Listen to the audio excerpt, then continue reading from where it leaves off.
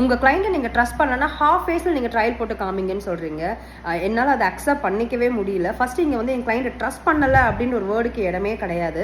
And one more thing, நான் இங்கே வந்து டெமோ காமிக்கல ஒரு கிளாஸ் எடுக்கிறதுக்கு. இது வந்து ஒரு ட்ரையல்ன்ற இடத்துல என்னோட ஸ்கில்லை மட்டும் காமிக்கிற பிளேஸ் கிடையாது.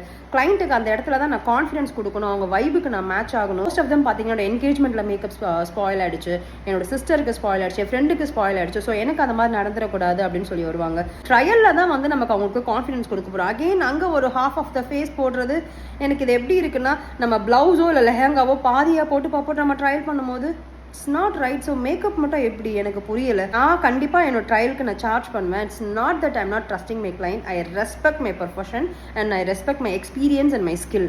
என்னுடைய கிளைண்ட் வந்து ட்ரையல் வருவாங்க. மோஸ்ட் ஆஃப் தேம் வந்து 3 to 4 hours எங்களுடைய ட்ரையல் போகும்.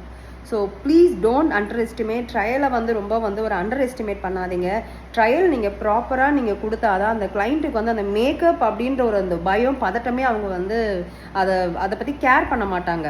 ஸோ ஓகே, நம்ம ஒரு ப்ராப்பரான மேக்கப் ஆர்டிஸ்ட் கிட்ட கொடுத்துட்டோம், அவங்க கண்டிப்பாக வந்து நம்ம பிக் டேவே வந்து இன்னும் ஒரு ஸ்பெஷலாக ஆக்கிடுவாங்க அப்படின்னு ஒரு கான்ஃபிடன்ஸ் கொடுக்குற இடம்.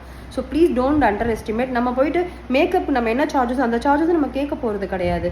ஒரு 1/4 அமௌண்ட் அவங்க கண்டிப்பாக கொடுத்து தான் ஆகும். இல்லை கிளைண்ட் ட்ரையலுக்கு அப்ரோச் பண்ணும்போதே கேட்டுடுவாங்க நீங்கள் எவ்வளோ சார்ஜ் பண்ணுறீங்க அப்படின்னு சொல்லிட்டு. மோஸ்ட் ஆஃப் த கிளைண்ட் அப்படி தான் இருக்காங்க. ஸோ நீங்கள் ஏன் நான் ட்ரையல் சார்ஜஸ்ன்னு சொன்னதை ஏன் இவ்வளோ வந்து ஒரு வன்மத்தை கொட்டுறீங்க அப்படின்றது எனக்கு தெரியல.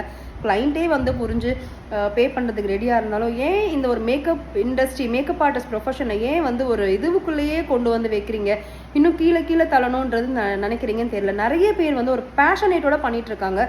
ஒரு ப்ராடக்ட்டை வாங்கும் பொழுதும் இது பண்ணால் நல்லா இருக்குமா, இது இந்த ரிசல்ட்டுக்கு தெரியுமா, இது இந்த குவாலிட்டி வருமானு பார்த்து இன்வெஸ்ட் பண்ணுறாங்க. பேமெண்ட் கொடுக்கறதுக்கு ஏன் இவ்வளோ வந்து யோசிக்கிறீங்க அப்படின்றதும் எனக்கு தெரியல. Please respect. யார் பேஷனேட்டோட பண்ணுறாங்க, யார் ஒரு ப்ரொஃபஷனலிசமாக பண்ணிட்டு இருக்காங்களோ ப்ளீஸ் ரெஸ்பெக்ட்.